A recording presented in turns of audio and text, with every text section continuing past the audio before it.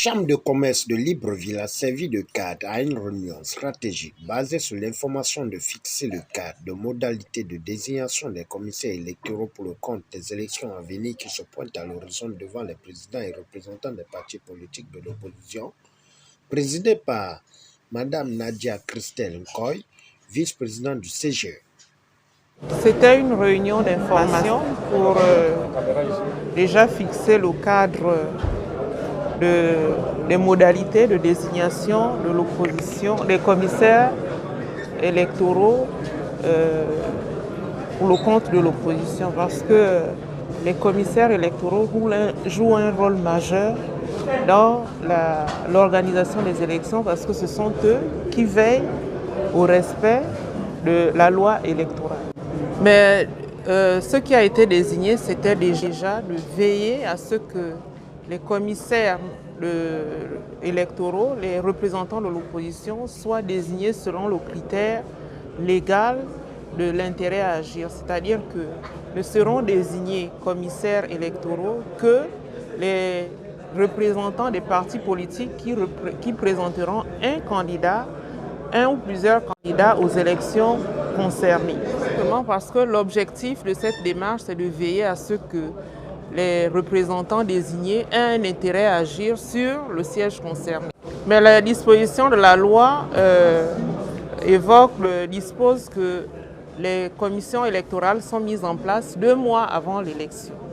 Et la déclaration de candidature s'effectue 1 mois avant. Donc, la désignation des commissaires électoraux est antérieure à la déclaration de candidat. C'est tout le sens de notre démarche qui vise à ce que les partis politiques intéressés nous transmettent déjà leur proposition de candidature afin que lorsqu'interviendront la désignation des commissions, nous procédions à la désignation en fonction du critère de l'intérêt à agir.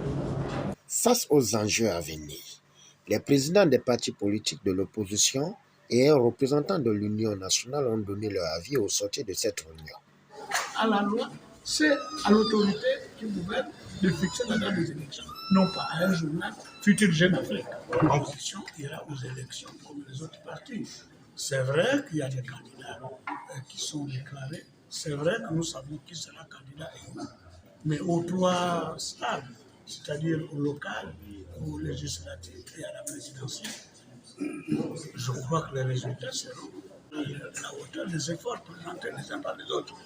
Par anticipation, ne connaissant aucune date, elle a voulu préparer les troupes de l'opposition à ces échéances qui arrivent. Donc c'est à son honneur d'avoir convoqué toute l'opposition sans exclusive.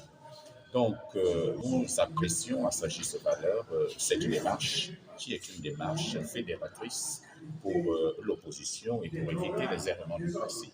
C'est à cela qu'elle nous a conviés à cette réunion, somme toute importante. C'est une réunion d'information pour nous donner un certain nombre d'éléments nous permettant de nous préparer en conséquence. L'objet de cette rencontre consistait simplement à la sensibilisation des partis politiques sur la conception des listes consensuelles pour la désignation des membres dans le cadre de la représentation dans les commissaires, dans les commissions électorales, dans les bureaux pour les élections à venir. Et c'est une bonne chose parce que l'opposition a montré ses limites. À chaque fois, il faut que ce soit le ministre de l'Intérieur qui intervienne. Cette fois-ci, nous pensons que ce soit la PG41, que ce soit l'attention du nettoyage des gouvernements politiques, je pense que cette fois, nous allons sortir de nos différentes discussions avec des listes consensuelles pour éviter une fois de plus que le centre de l'élection n'arbitre. C'est ce qu'a dit Mme la vice-présidente de l'opposition. Elle a souhaité également que cette fois-ci l'opposition fasse preuve de maturité. C'est une rencontre importante, une rencontre qui permet à Mme la vice-présidente de l'opposition de prévenir. Parce que c'est la première fois de toute l'histoire de la vie politique qu'une représentante de l'opposition, en l'occurrence vice-présidente de l'opposition au centre gabonais des élections, réunissent l'ensemble des partis politiques issus de son bord pour évoquer ensemble la question des préparatifs des élections à venir. Nous sommes plus ou moins déçus. Nous sortons de là avec un sentiment d'insatisfaction sur plusieurs points. Je vous prends un exemple, vous avez certainement constaté que le CG est constitué de plusieurs membres de l'opposition. Et vous avez constaté que Mme Koy était seule. Elle est seule depuis un moment. Elle a fait le tour des partis politiques, elle était seule. Elle convoque les partis de l'opposition, on arrive, elle est seule. La loi électorale, elle est issue de tous les Gabonais. C'est une loi qui a été conçue, confectionnée, si je peux dire, pour perpétuer le système PDG. Ce n'est pas une loi, c'est un torchon. Mais une loi reste une loi. Même l'apartheid était une loi. On l'appelait loi et pourtant elle était injuste.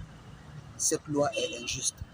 Et quand on voit Mme Koy arriver et qu'on lui pose un certain nombre de préoccupations, qu'elle n'est pas capable de nous donner des pistes de solutions, sinon des réponses plus ou moins plausibles, on a l'impression qu'elle n'est pas trop associée. Elle n'est pas capable de donner des réponses. Elle nous renvoie systématiquement à la loi. Quelque chose nous dit qu'il y a un malaise au sein du CGE. Au niveau du CGE, qu'elle est une femme seule, parce que depuis un moment, elle a fait le tour des partis politiques de l'opposition. Elle était seule. Et aujourd'hui encore, Mme Koy était seule face à toute l'opposition. Donc nous sortons de là avec un sentiment d'insatisfaction. Nous notons que c'est dans une ambiance et atmosphère conviviale. Malgré la divergence de l'opposition, tous ont répondu présent le mercredi 7 juin 2023 à la réunion de fixation des cartes de modalités de désignation des commissaires électoraux à l'aube des élections plurielles qui feront la vitrine du 241.